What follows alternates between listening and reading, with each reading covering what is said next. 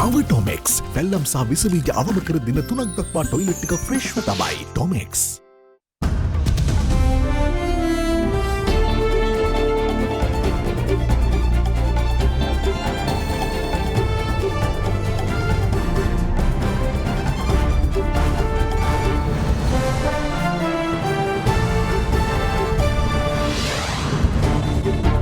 A powerful parliament.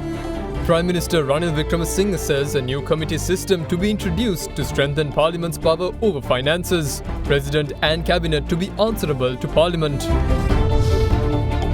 Reforms. Sri Lanka Freedom Party in full support of the 21st Amendment, but requests Justice Minister to consider key constitutional amendments. Continuous tensions. Police fire tear gas and water cannons on a group of medical students protesting in Colombo. More crude. Sri Lanka to settle over $72 million for 90,000 metric ton shipment of Russian oil docked at the Colombo port for weeks. All this and much more coming up on this Sunday, the 29th of May 2022. 100ක් දක්වා ඉසොරි නැති 100ක් සුසිනිඳු කෙස් කලමක් ලබා දේ. Dove Anti-Dandruff. From AdaDerana, this is AdaDerana First at 9. Live from Studio 24 in Colombo. And a warm welcome. You're joining us on AdaDerana 24, your English news service tonight. Prime Minister Ranil Wickremesinghe says a new committee system will be introduced to strengthen the Parliament's financial oversight, and a national committee is to be established to make the President and Prime Minister answerable to Parliament. The Prime Minister also proposed to establish a national council comprised of the Speaker, the Prime Minister, the opposition leader and the leaders of the major parties. He stated this while delivering a special statement today on the 21st Amendment to the Constitution and the proposed political reforms. 20 වෙනි සංශෝධනයෙන් පාර්ලිමේන්තුව දුර්වල කරපු නිසාත් වැඩිපුර බලතල විධායක ලබා ගත්තේ නිසාත් පාර්ලිමේන්තුවේ ක්‍රියාදාමය අඩපණ වෙලා තියෙනවා. අද තියෙන විශේෂ චෝදනාවක් තමයි මේ ආර්ථික අර්බුදය නවත්වන්නට පාර්ලිමේන්තුව ක්‍රියා නොකිරීම. 21 වෙනි යෝජිත සංශෝධනයෙන් පාර්ලිමේන්තුවේ බලතල වැඩි වෙනවා. මේ රටේ ආණ්ඩු පාලනයට පාර්ලිමේන්තුවත් එකතු කරන ක්‍රමයක් තියෙන්න ඕනේ. ඒ වගේම අපිට විනිවිදභාවය තියෙන්න ඕනේ. පළමුවෙන්ම තියෙන්නේ මුදල් බලතල ක්‍රියාත්මක කිරීමේදී පාර්ලිමේන්තුවට ඒ බලතල දෙන්න නම් දැන් තියෙන නීති ශක්තිමත් කරන්න ඕනේ. දැන් තියෙන මුදල් නීති දිහා බලලා අපි අලුත් මුදල් නීති මාලාවක් සම්මත කරන්න ඉන්නේ. දැනට මූල්‍ය කටයුතු පිළිබඳ කාරක සභා 3ක් තියෙනවා. රජයේ මූල්‍ය කටයුතු පිළිබඳ. රජයේ මූල්‍ය කාරක සභාව, ඊළඟට ගිණුම් කාරක සභාව, ඊළඟට රාජ්‍ය ව්‍යවසාය පිළිබඳ කාරක සභා. මේ කාරක සභා තුනේ බලතල ශක්තිමත් කරන්නට තව වැඩි කරන්නට අපේ දිනේෂ් ගුණවර්ධන සභානායකතුමා යෝජනා කීපයක් ඉදිරිපත් කළා තිබෙනවා. මීට අමතරව අපි තවත් යෝජනා ගෙනියනවා. ඒ තමයි අලුත් මුදල් පිළිබඳ අලුත් කාරක සභා දෙකක් ඇති කරන්න. මේ රටේ රජයේ ආදායම අඩු වෙලා තියෙන්නේ. ඊළඟ දශකය තුල රජයේ ආදායම දලදේශීය නිෂ්පාදනයෙන් 18%ක් 20ක් අතෙට අපිට ගෙනියන්න තියෙනවා. මූලික වශයෙන් 114කට වැඩි කරන්න තියෙනවා. මේ කටයුත්ත සඳහා විශේෂයෙන්ම ක්‍රම හා විධි කාරක සභාවක් පත් කරනවා. Ways and Means රජයේ තියෙන ආදායම් එක්රැස් කිරීම, ආදායම් වැඩි කිරීමේ ක්‍රියාමාර්ග යෝජනා කරන කොමිටිය තමයි ඒ කොමිටිය. දෙවැනි අපිට තියෙන ප්‍රධාන ප්‍රශ්නයක් තමයි බැංකුවල හා ෆිනෑන්ස් කම්පැනි වල තියෙන මූල්‍ය තත්ත්වය. ඒවා දුර්වල වෙලා තියෙන්නේ. අපි ශක්තිමත් කරනවා නම් ඒ පිළිබඳ වාර්තා කරන්නත් වෙනම කොමිටියක් වුමනේ. ඒ නිසා බැංකු හා මූල්‍ය සේවා පිළිබඳ කාරක සභාවක් යෝජනා කරනවා. අපේ ස්ථාවර නියෝග 111 යටතේ අපිට අධීක්ෂණ කොමිටි පත් කරන්න පුළුවන්. අධීක්ෂණ කොමිටි පත් කළා තිබුණේ නැහැ. ඒ නිසා යෝජනා කරන්නේ අධීක්ෂණ කොමිටි 10ක් පත් කරන්න. මේ අධීක්ෂණ කොමිටි 10ට ආණ්ඩුවේ තියෙන විෂයන් බෙදලා දෙන්න පුළුවන්. ඒ අධීක්ෂණ කොමිටි වලින් වාර්තා දෙන්න.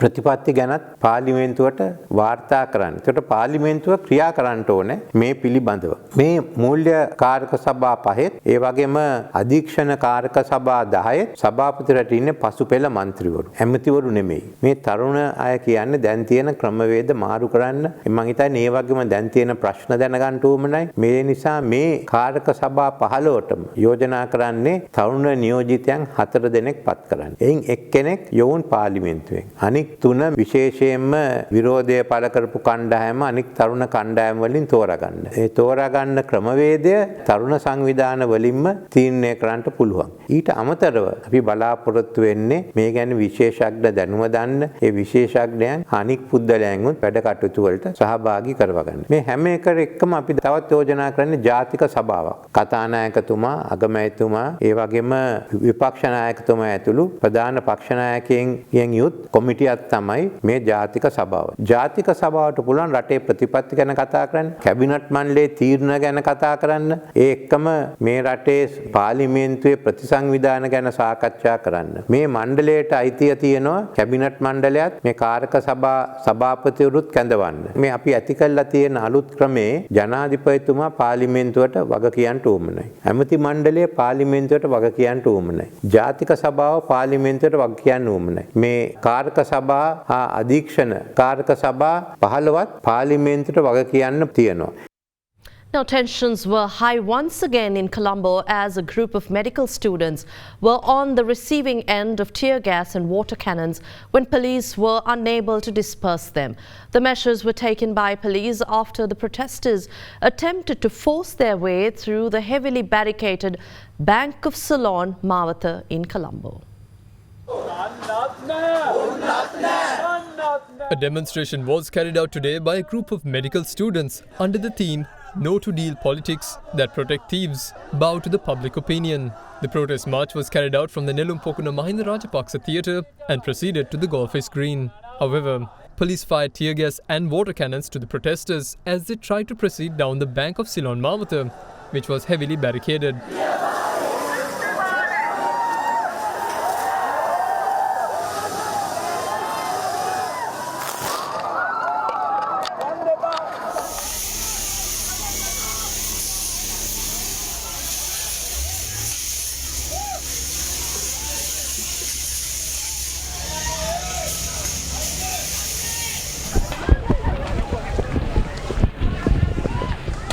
In the meantime, the Golface Green protest site marked its 51st straight day today. A protest carried out by the organisation Direction Sri Lanka made their way to the Golface Green with its members riding bicycles. Its members had extended support to the protest by calling for the 20th Amendment to be repealed. 992 individuals have been remanded out of a total 2,072 suspects arrested in connection with the violence that took place across the country on the 9th of May. Police said that investigations are ongoing to arrest and file charges against all those who propagated the May 9th violence. The Criminal Investigation Department along with the police stated that 922 suspects have been remanded from a total of 2,072 people who have been arrested in connection with the violence on the 9th of May.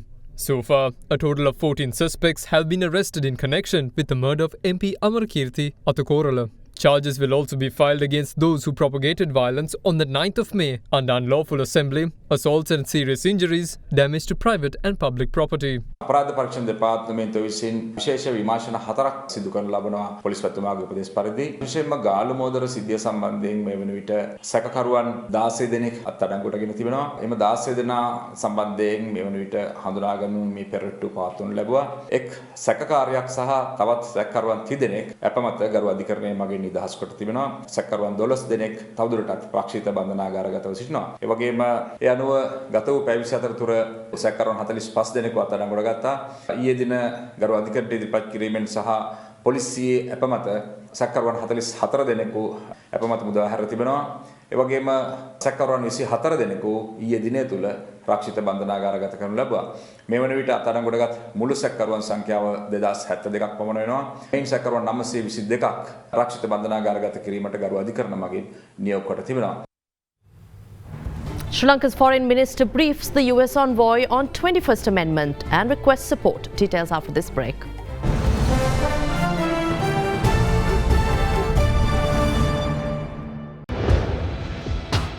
Big 3.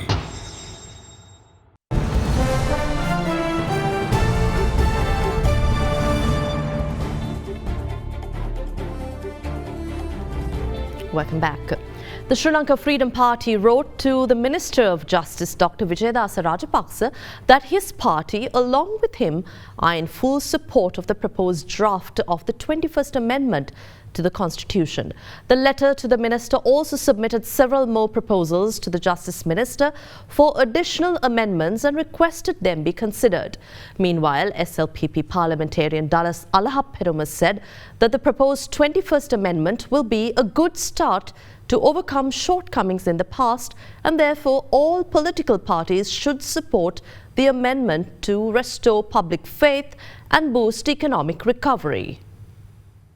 During a party leaders' meeting that was held with the Prime Minister recently, all party leaders unanimously agreed to present the draft of the 21st Amendment to the Constitution to Cabinet for approval and then be passed in Parliament as soon as possible. Upon passing of the 21st Amendment, the 19th Amendment is expected to come into effect, which will make several changes to the Constitution. At present, the President has the sole authority to appoint chairman and members to commissions, as well as key positions such as the Chief Justice, Attorney General and Inspector General of Police after seeking observations of the Parliamentary Council. However, under the 21st Amendment, a Constitutional Council is expected to be established and the Council will approve appointments upon a recommendation made by the President. Further, the 21st Amendment will also restrict dual citizens from entering Parliament. Meanwhile, Chief Justice Dr. Vijayadasa Rajapaksa visited the Asgiriya Temple in Kandy this morning, where he explained the contents of the draft 21st Amendment to the Chief Prelate of the Asgiriya chapter, Most Venerable Varakagoda Sri Gnanaratana තෙර. කොටාගේ මෙතුමාට යන්න කියන උදවියට අපි පිළිබඳවත් අපිට ප්‍රශ්නයක් තියෙනවා. කොටාගේ මහත්මයා ගියොත් අපි ඊළඟ ජනාධිපතිවරයා තෝරගන්න ඕන පාර්ලිමේන්තුවේ සාමාන්‍ය බහුතර ඡන්දයකින්. කොට්ටු පක්ෂයට තමයි බහුතර മന്ത്രി සංඛ්‍යාවක් ඉන්නේ. එතකොට මේ කොට්ටුවේ පත්වන ඊළඟට ජනාධිපතිවරයා විදියට පත්වෙන කෙනා කවුද කියලා අපිට හිතා ගන්න බෑ.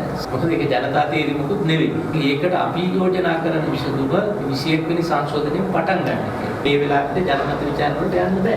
ජනමත විචාරණයක් නැතුව විධායක ජනාධිපති ක්‍රමය අහෝසි කරන්නත් බෑ. විධායක ජනාධිපති ක්‍රමය පූර්ණ වශයෙන් අහෝසි කිරීමට අපේ පෞද්ගලික අදහස කොහොමවත් ඒක සුදුසු නැහැ කියන එක සම්බන්ධ සේවා නායකත්වයේ කෙන්ටු 13 වෙනි සංශෝධනයේ තියෙන බැරෑරුම්කම කාටවත් දැනෙනවා.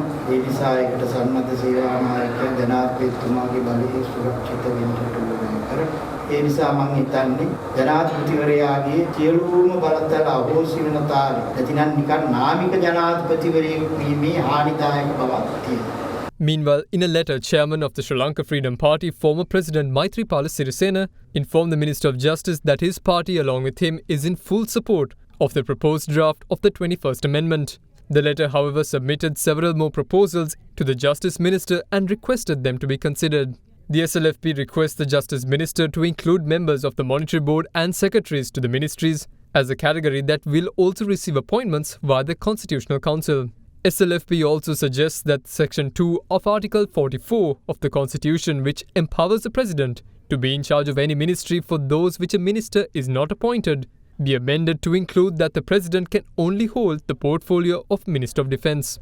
They also say that Article 91 of the Constitution, which depicts the grounds under which a person is non-eligible to be appointed as a Member of Parliament, be also amended.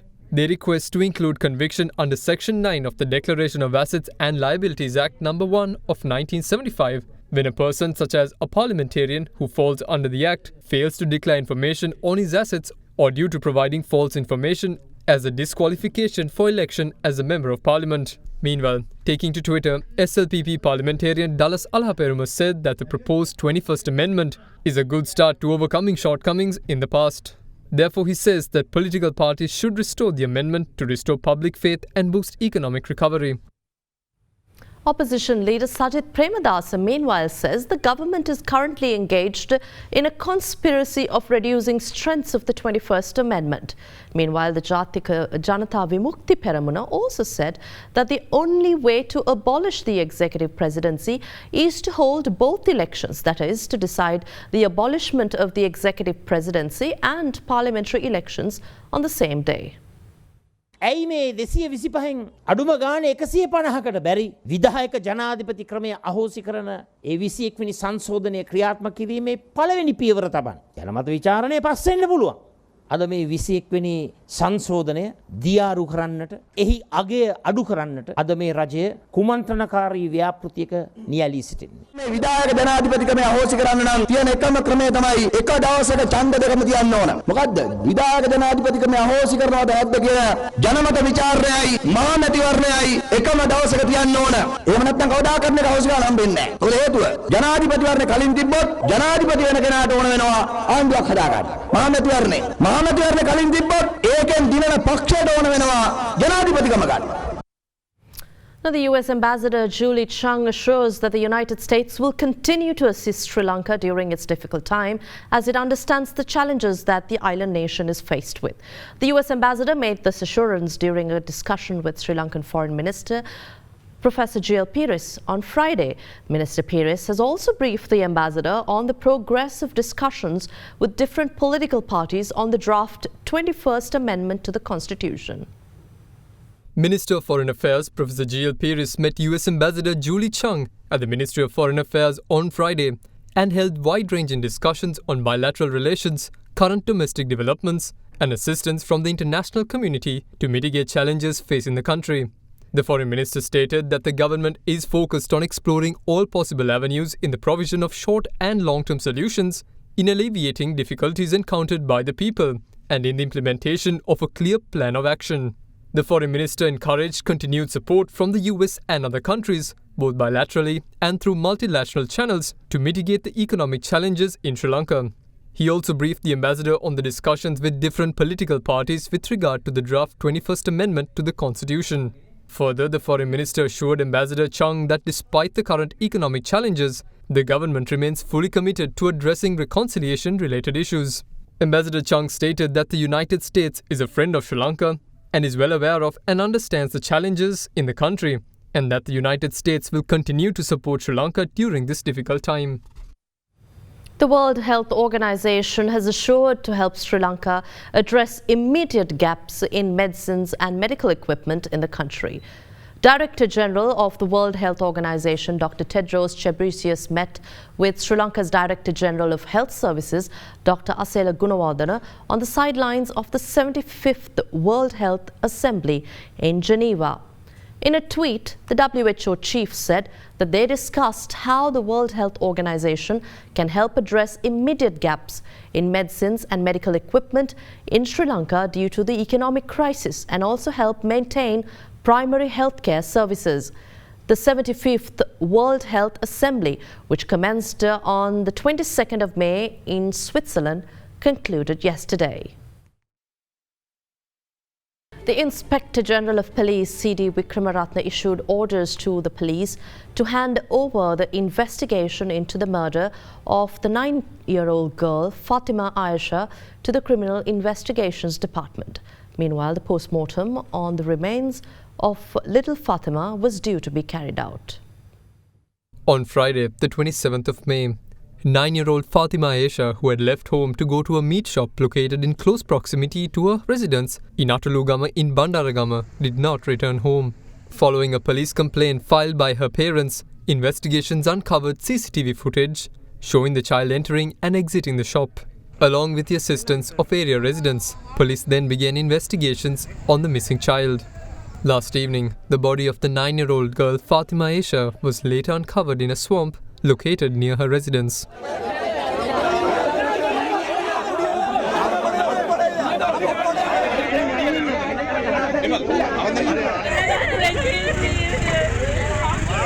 Following this, Panadura acting magistrate Indrani Udavatta conducted the magisterial inquest into the incident. Later, 4 teams led by SSP Samantha Vaddegama in charge of the Panadura division commenced investigations and recorded statements from nearly 22 individuals, including the girl's father. The post-mortem examination is scheduled to be carried out after results of a PCR test is received. Meanwhile, the Inspector General of Police has instructed police personnel involved in investigations to hand over the case to the Criminal Investigation Department. The CID today commenced investigations into the area of Atalugama and later arrested a suspect believed to be between the age of 35 and 40 in connection to the murder of Fatima Aisha. In the meantime, President Gotabaya Rajapaksa, taking to Twitter, said, quote, "I express my heartfelt condolences and deepest sympathies to the family of Fatima Aisha," unquote. The head of state also pledged to expedite swift action and justice to her family. Minister of Power and Energy Kanchana Wijesekara said that Sri Lanka will pay $72.6 million to buy a 90,000 metric ton shipment of Russian oil docked at the Colombo port for weeks. Refuting speculation the crude oil shipment was from Russia, the minister said that it was in fact supplied to Sri Lanka by a Dubai-based company. Speaking further, the energy minister said he had reached out to multiple countries, including Russia, for support to import crude and other petroleum products. In the meantime, Litro Gas Lanka Limited announced today that a 3,500 metric tons shipment of gas will arrive in the country tomorrow. They further stated that the company will be able to distribute domestic LP gas to the market starting Wednesday. That wraps up tonight's edition of First at 9, your English news service. Thank you for watching. Have a pleasant evening. Good night.